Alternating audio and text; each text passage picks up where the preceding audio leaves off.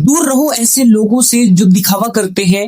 और अगर आप भी दिखावा करते हैं तो दिखावा करना बंद कर दीजिए, क्योंकि आज के समय में अगर आप मसीही हैं, आप यीशु मसीह पर विश्वास करते हैं और आप दिखावा भी करते हैं और आप मनुष्य को भी खुश करते हैं, तो ऐसे कंडीशन में आप सच्चे मसीही है ही नहीं। इस समय मैं ऐसे लोगों से मिला हूं जो मसीही हैं, इवन पास्टर्स हैं, चर्च में प्रचार करते हैं, बहुत सारे लोगों को सुनाते हैं परमेश्वर के वचन को, वो लोग भी दिखावा करते हैं। मैं ऐसा क्यों कह रहा हूं, आगे मैं इसको डिटेल में आपके साथ शेयर करने जा रहा हूं। अगर आप यीशु मसीह में सीरियस हैं, गंभीर हैं, तो ये वीडियो जरूर देखिए। अभी 2-3 दिन पहले मैं एक जगह पर गया था, वहां पर इनवाइट किया गया था, तो मैं वहां पर गया। वहां पर ऐसा था कि एक मेंबर का डेथ हो गया था, जिसके लिए एक दिन रखा गया उनके शांति के लिए। उन्होंने वो चीजें करी।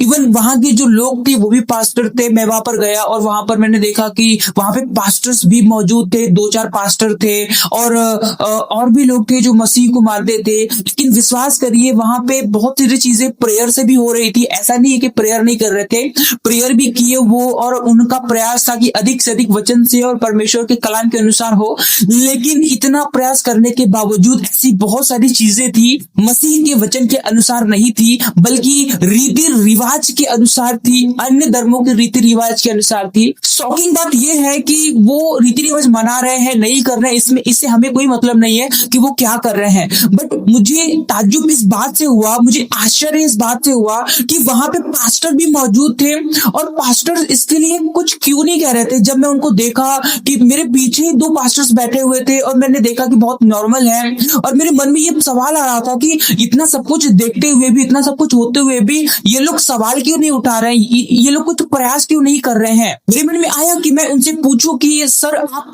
कुछ कह क्यों नहीं रहे हैं। मेरे मन में आया कि क्या आपको कुछ अजीब नहीं लग रहा है, क्या ये जो हो रहा है वो सही है। मेरे मन में आया कि मैं पूछूं। वहां पर जिन्होंने हमको बुलाया था, हम नहीं चाहते थे कि हमारे कारण वहां पे वहां की माहौल बिगड़े या फिर कोई तनाव आए, इसलिए हमने कोई भी वो सवाल जवाब नहीं किए, क्योंकि वो इतने मैच्योर हैं कि वो समझ सकते हैं कि क्या सही है क्या गलत है। हम तो फिर भी अभी कुछ साल से प्रभु को एक्सेप्ट किए, हमने जाना है, हमने वचन पढ़ा है, लेकिन वो तो एक लंबे समय से वो प्रभु को पढ़ते आ रहे हैं। आज वो पास्टर हैं, 35, 40, 50 साल की उम्र उनकी है, तो वो मुझसे ज्यादा ज्ञान भी रखते हैं, अनुभव भी रखते हैं। तो मेरा ये नहीं हुआ कि मैं जाकर उनसे सवाल जवाब करूं, लेकिन मेरे अंदर ये प्रश्न रह गया कि आखिर वो लोग क्यों नहीं कर रहे हैं। मेरे सवाल करने का एक पॉइंट है, क्योंकि वहां पर 13 दिन बाद वो कार्यक्रम रखा गया। उनके परिवार मेंबर की डेथ हुई तो 13 दिन बाद एक कार्यक्रम रखा गया। मुझे फर्क नहीं पड़ रहा है कि 13 दिन बाद रखा, कितने दिन बाद रखा, लेकिन एक सोचने वाली बात यह है कि अगर आप गांव के डर से, लोगों के डर से, रिश्तेदारों के डर से कि लोग क्या कहेंगे उसके अनुसार आप एक 13 दिन में ही क्यों रख रहे हैं। उन्होंने मुझसे सवाल भी किया, उन्होंने ये भी कहा कि आइए हमारे साथ शामिल होइए, लेकिन मेरी इच्छा नहीं हुई कि मैं इन सब चीजों में शामिल हूं।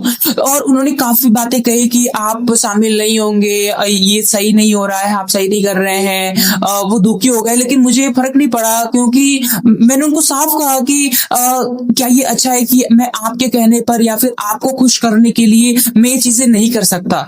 ये बातें मैं आपके साथ इसलिए नहीं शेयर कर रहा हूँ कि मैं उनकी बुराई कर रहा हूँ और मैंने जो किया मैंने बहुत अच्छा किया, उन्होंने जो किया वो बहुत बुरा किया, बेकार किया, परमेश्वर की आज्ञा में नहीं चले। मैं इसके लिए शेयर नहीं कर रहा हूं, मैं एक महत्वपूर्ण बात आपके साथ शेयर कर रहा हूं, और सबसे पहले ये बातें आपको बतानी जरूरी थी। उसके बाद मेन पॉइंट स्टार्ट करेंगे। तो आपने जान लिया कि ऐसे ऐसे चीजें हुई, तो वहां पर पहली चीज तो एक फिक्स डेट, क्योंकि जो रिचुअल लोगों ने डिसाइड करके रखा है, पहले तो हमने उसको माना, वहां के लोगों ने इसको माना, उसके बाद जो एक थाली सजाई गई जो उस व्यक्ति के लिए मतलब चढ़ाई गई, और वहां पे सारे लोग मौजूद थे। प्रेयर उन्होंने करी होगी, मैंने नहीं देखा, लेकिन उन्होंने किया होगा, लेकिन फिर भी प्रेयर किया, उसके बाद भी एक थाली निकालकर उनको चढ़ाई गई। तो 2 चीजें हैं मेरी वहां से नजरअंदाज करने के, नकारने के और उनमें शामिल ना होने के लिए मेरे पास 2 रीजन है। पहला, एक 13 दिन का जो फिक्स डेट था उन्होंने इस चीज को महत्व दिया जो कि सही नहीं था। सेकंड, उन्होंने एक थाली सजाई जो उस व्यक्ति को डेडिकेट करी गई, चढ़ाई गई। तो प्रभु कहता है कि अगर जाने अनजाने में अगर आपसे हो जा रहा है, कोई बिना बताए दे रहा है, तो वहां पर अगर आपसे हो गया है तो आप वहां पे दोषी उतने नहीं है, आप माफी मांग लेंगे, हो जाएगा। लेकिन अगर आप जान रहे हैं कि ऐसी चीज ही है, ये क्या है क्या नहीं है, और फिर भी आप उसमें पार्टिसिपेट करते हैं, तो वहां पर आप दोषी है, क्योंकि आपने वहां पे जानबूझकर किया है। जब मैंने वहां पे शामिल होने से इनकार किया तो वहां पर मेरे साथ जो मित्र आए थे, मसीही मित्र आए थे, उन्होंने भी कहा कि हम भी नहीं करेंगे, हम भी पार्टिसिपेट नहीं होंगे। और यहाँ पर ध्यान देने वाली बात है कि वो लोग इसलिए मना कर रहे थे, इसलिए शामिल नहीं होना चाहते थे क्योंकि मैं शामिल नहीं हो रहा था। मुझे देखकर वो लोग भी डिसाइड किया कि नहीं करेंगे, बल्कि उनका जो इच्छा था वो करने का। तो मैंने उनको साफ कहा कि आप मेरी इच्छा से मत करिए, आपको जो सही लगता है वो करिए। अगर आपको लगता है कि आपको शामिल नहीं होना है तो मत होइए, अगर आपको लगता है कि आपको होना चाहिए तो होइए। मेरी कारण आप कोई भी कदम मत उठाइए, आपको जो सही लगता है वो करिए। इतना कहने के बाद वो शामिल हुए नहीं हुए, मैं उसके बारे में नहीं कह रहा हूँ, और ना ही मैं उन्हें दोषी कह रहा हूँ, ना ही मैं उन्हें निर्दोष कह रहा हूँ। परमेश्वर है जो परमेश्वर न्याय करेगा, और वही है, हम कुछ नहीं कर सकते। लेकिन यहाँ पर मैं आपके साथ ये बात शेयर करना चाहता हूँ कि हम मनुष्य के डर में कितना फंस चुके हैं कि हम सही को सही नहीं कह रहे हैं, गलत को गलत नहीं कह रहे हैं। क्यों नहीं कर रहे हैं? और हम जानते हैं कि ये बातें सही नहीं है, ये बातें उचित नहीं है, हमें नहीं करनी चाहिए, फिर भी जबरदस्ती हम उन चीजों को करते हैं। और हम एक दलील रखते हैं कि प्रभु का वचन तो ये कहता है, प्रभु का वचन तो वो कहता है। मैं फिर से कह दूं कि ये जो बातें मैं कह रहा हूँ, ये मैं किसी को पॉइंट नहीं कह रहा हूँ, बस इन बातों को मैं आपके साथ शेयर कर रहा हूँ जो मुझे लगता है। मेरी इच्छा नहीं है कि मैं किसी को हर्ट करूं या फिर मैं किसी की अगेंस्ट कोई बात करूं। बस ये बातें मैं आपके साथ इसलिए शेयर कर रहा हूं कि आप इन बातों को समझ सके। यहाँ पर सीखने वाली बात यह है, और जानने वाली बात यह है, और ध्यान देने वाली बात यह है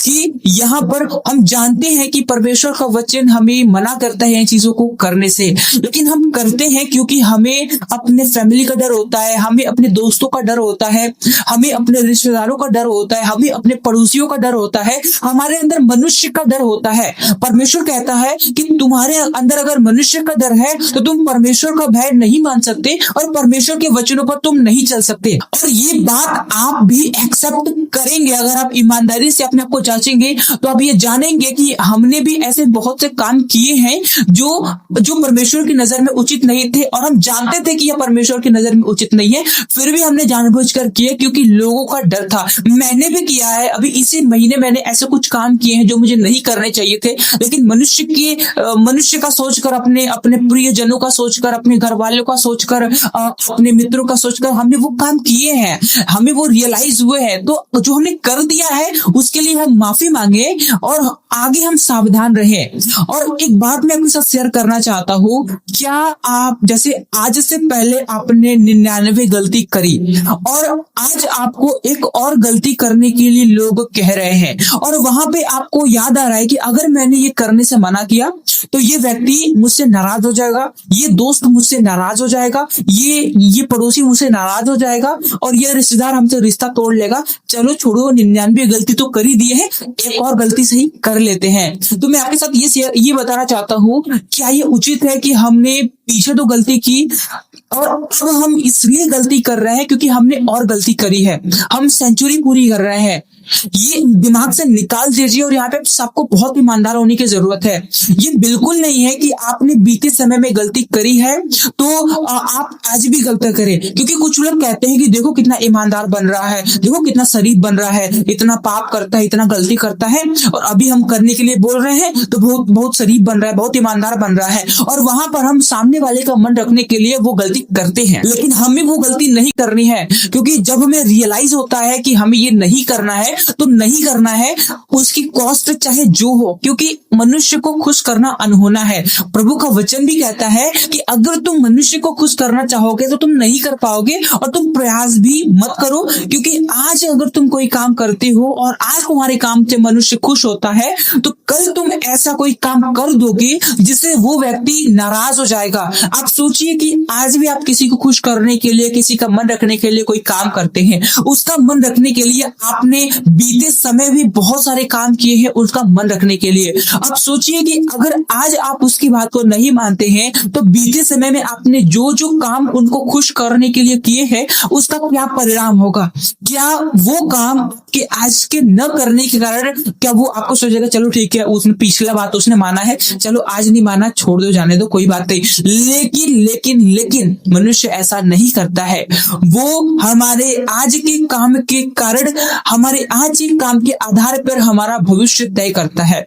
मुझे जब से ये चीज रियलाइज हुआ है तब से मैंने लोगों का केयर करना छोड़ दिया है। क्योंकि आप यीशु मसीह के वचन को पढ़ेंगे तो वहां पर आपको साफ पढ़ने को मिलेगा कि जब पतरस यीशु मसीह को साइड में ले जाकर कहता है कि हे यीशु तू ऐसी बातें क्यों करता है, फिर वहां पर यीशु मसीह कहते हैं कि हे शैतान मेरे सामने से दूर चला जा, यहाँ से दूर दूर हो जा, क्योंकि तू परमेश्वर की नहीं बल्कि मनुष्य की बातों पर मन लगाता है। तो फिर थोड़ी देर बाद अगर आप देखेंगे तो प्रभु यीशु मसीह ने ये कहा, जब भीड़ उसके पास से जा रही थी तो यीशु मसीह ने कड़क आवाज में कहा जिसको जाना है जाए, तुम्हें जाना है तुम भी जाओ। यीशु मसीह ने कहा चेलों को कि अगर तुम्हें भी जाना है तो तुम भी जाओ, मुझे कोई फर्क नहीं पड़ता। जिसको मेरी असली चरित्र से चिंता दिक्कत है, जिसको मेरी सही बातें भी बुरी लगती हैं, जिनको मेरी अच्छी बातें भी बुरी लगती हैं, तो इससे अच्छा है कि तुम भी जाओ, यहाँ से निकलो, यहाँ से पहली फुर्सत में निकलो। सोचिए कि परमेश्वर ने ऐसा क्यों कहा, यीशु मसीह ने ऐसा क्यों कहा, क्योंकि यीशु मसीह भी जानते थे कि अगर किसी को मेरे साथ रहना है तो मेरे स्वभाव को उसको जानना होगा। मैं किसी के लिए अपने आप को नहीं बदलूंगा। अब यीशु मसीह ने नहीं कहा कि भीड़ अच्छी अच्छी बातें सुननी चाहती है तो मैं अच्छी अच्छी बातें बताऊंगा, नहीं। उसने जिसको सांप कहना था उसने उसे सांप कहा, जिसको सुअर कहना था उन्होंने उसके लिए सुअर कहा, जिसको कुत्ता कहना था उसने कुत्ता कहा।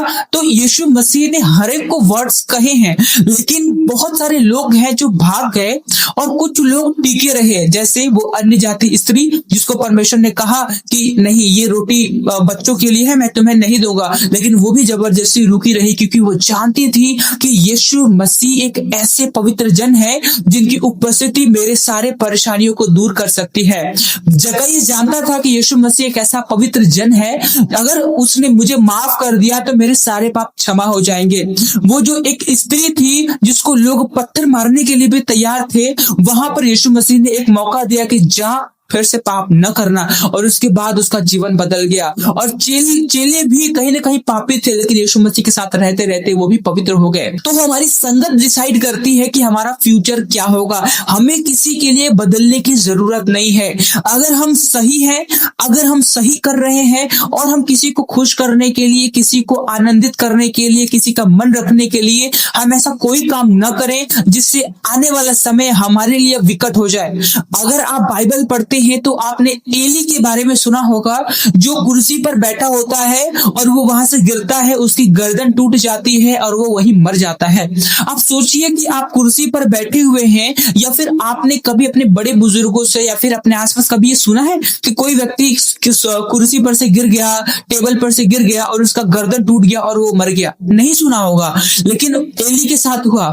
ऐसा इसलिए हुआ क्योंकि जो एली था उसके बच्चे एक महिला के साथ, एक लड़की के साथ गलत करते हैं, और वहां पर एली जान जाता है कि उसके बच्चों ने एक महिला के साथ गलत किया है, और वहां पर उन्हें डांटने के बजाय, उन्हें सजा देने के बजाय उन्हें प्यार से बोलता है कि बेटा ये सब नहीं करना है। ये तो मैं सॉफ्ट बता रहा हूँ, एग्जाम्पल बता रहा हूँ कि उन्होंने ऐसा कहा कि बेटा तुमने गलती क्यों किया, नहीं करना चाहिए, आगे से मत करना। ये मैं बता रहा हूँ, मैं ये नहीं करा कि ऐसा ही उन्होंने कहा। ये सॉफ्ट स्पोकिंग उन्होंने करी आवाज में नहीं कहा, कड़ी लहजे में नहीं कहा, उन्हें सजा देते हुए नहीं कहा, बहुत प्रेम पूर्वक समझाया। लेकिन परमेश्वर को ये बात अच्छी नहीं लगी कि उसके बच्चों ने गलती की है और वो एकदम सॉफ्ट बना रहा और उसको बिना कोई सजा दिए, बिना कुछ पनिशमेंट दिए वैसे ही उसको छोड़ दिया। तो उसकी गलती की सजा एली को मिली।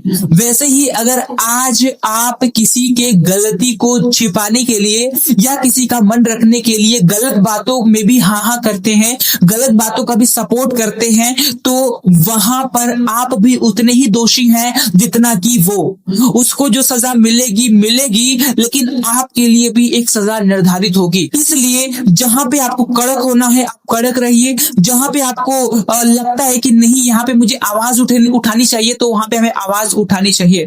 जैसे कुछ दोस्त, अगर आपके मित्र होंगे, कुछ दोस्त कहते हैं कि चलो आज चलते घूमने चलते हैं, पेरेंट्स को नहीं बताएंगे, चलो बोल देते हैं कि आओ चलो हम घर पे बोल देते हैं कि हम लोग ग्रुप स्टडी करने के लिए जा रहे हैं और हम चलते हैं घूमने चलते हैं, रात भर मजा करेंगे, हम लोग 8-10 दोस्त होंगे, मस्ती करेंगे, फुल मस्ती करेंगे।